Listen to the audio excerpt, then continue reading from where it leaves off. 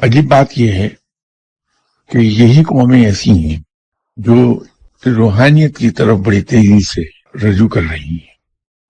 مغرب میں ایک زمانے میں ہرے راما ہرے کرشنا تحریک بڑی کامیاب ہو گئی، لیکن جتنی تیزی سے وہ پھیلی تھی اتنی ہی تیزی سے لوگ اس سے دور ہو گئے اور اسلامک اسپرچولزم کی طرف چلے آئے۔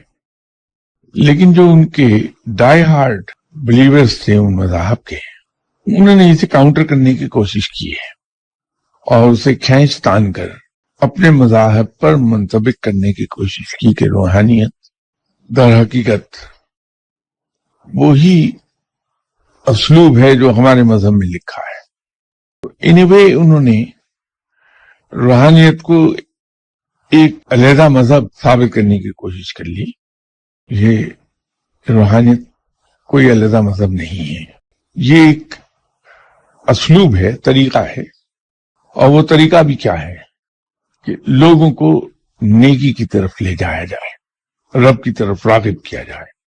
بالکل اسی طرح کہ دنیا میں کئی ایک طریقہ تعلیم رائج ہیں، کنڈرگارٹن سسٹم ہے، مونٹیسوری ہے، پھر پاکستان میں ہمارے یہاں ایسا طریقہ تعلیم رائج ہے جس میں ہم صرف انسان کی میموری کا ٹیسٹ لیتے ہیں۔ تو امتحانات میں سوالات وہی پوچھے جاتے ہیں جو ٹیکسٹ بکس میں ہوتے ہیں، اور لوگ رٹی ہوئی باتیں اس کے جواب میں لکھ کے آ جاتے ہیں اور اس کو مارکس مل جاتے ہیں۔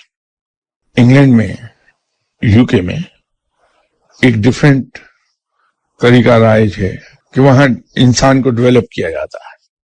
امریکہ میں کیس اسٹڈی اور گروپ ڈسکشن بیسڈ ایجوکیشن ہے۔ فرض کر لیجئے وہ تھیوری آف پرائس پڑھا رہا ہے کہ کسی پروڈکٹ کی قیمت کیسے مقرر کی جاتی ہے۔ اس کے بعد وہ ریئل لائف کی کچھ پرابلمز پک کر لے گا کہ یہ کمپنیز ہیں، یہ پروڈکٹس تیار کر رہی ہیں، اس کی قیمت مقرر کرنی ہے۔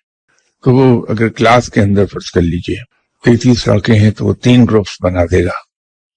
وہ لیڈر جو ہے وہ پورے گروپ کے بہاف پر اپنا پیپر سبمٹ کر دے گا، اس کے ساتھ دوسروں اسٹوڈنٹس کے لکھے ہوئے پیپرز بھی ہوں گے۔ اس سے اسے اندازہ ہو جائے گا کہ اس نے جو تھیوری آف پرائس پڑھائی تھی وہ سبھی لڑکے سمجھ گئے یا نہیں سمجھ۔ وہاں یادداشت کا، میموری کا کوئی ٹیسٹ نہیں ہے جیسے ہمارے یہاں۔ اسی طرح ہمارے یہاں روحانیت کے اندر مختلف طریقے استعمال کیے جاتے ہیں۔ یا صوفیزم فکسڈ نوشنز پر نہیں ہے، یہ ایوولوشنری ہوتا ہے، بتدریج آگے بڑھتا رہتا ہے۔ پھر یہ زمانے اور حالات، لوکل کلچر کے مطابق بھی تبدیلیاں اس میں آتی ہیں، جبکہ مذہب کا طریقہ کار ایک فکس ہے۔